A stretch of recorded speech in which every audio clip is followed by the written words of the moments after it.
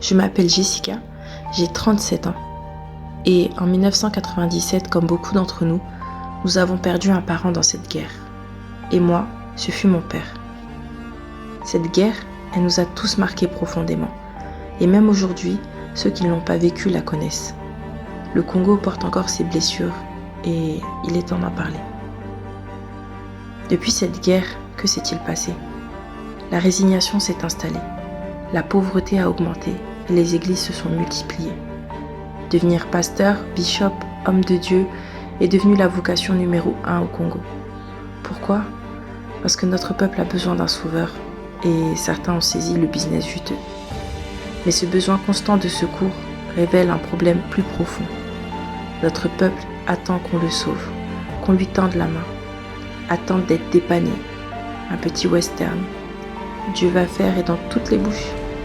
Les gens vivent au jour le jour, dans l'attente d'un petit 1000 francs pour manger, d'un geste qui permette de survivre. Un attentisme permanent qui, souvent, porte la responsabilité sur ceux qui ont, plutôt que soi-même. Parmi nous, beaucoup critiquent le gouvernement, ce système vampirique, mais que faisons-nous concrètement pour améliorer nos vies et celles de nos communautés ? Qui balaye sa rue ? Qui met des pierres pour que les passants puissent marcher quand la rue est inondée ? Qui creuse un sillon pour que l'eau s'évacue pendant les pluies ?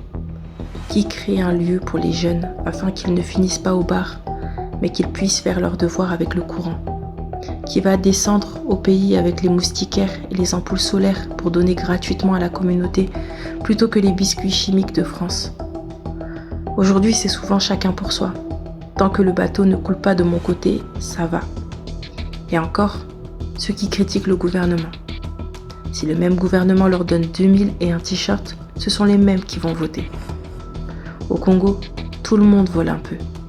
De la ménagère au ministre, du commerçant au fonctionnaire. Chacun prend plus que ce qu'il devrait. Tu envoies quelqu'un chercher un sac de ciment, il te dira qu'il coûte 5000 francs CFA, alors qu'il n'en vaut que 2500. Ce comportement, il ne nous élève pas. Et pourtant, nous voulons des dirigeants honnêtes, qui nous traitent avec respect, alors que nous-mêmes, nous ne nous gênons pas pour voler, mentir ou tricher. Il y a un paradoxe terrible entre nos attentes et nos comportements. Nous ne pouvons pas espérer qu'on nous traite différemment de la manière dont nous nous traitons nous-mêmes. Et quand quelqu'un ose entreprendre, construire, monter un projet au Congo, c'est la médisance la plus absolue. Pas de fraternité, pas de solidarité. Beaucoup abandonnent, désertent le pays. Certains d'entre nous se retrouvent parfois à quitter le navire malgré nos intentions. Mais fuir n'est pas la solution. Il existe pourtant des actions qui, bout à bout, créent un cercle vertueux.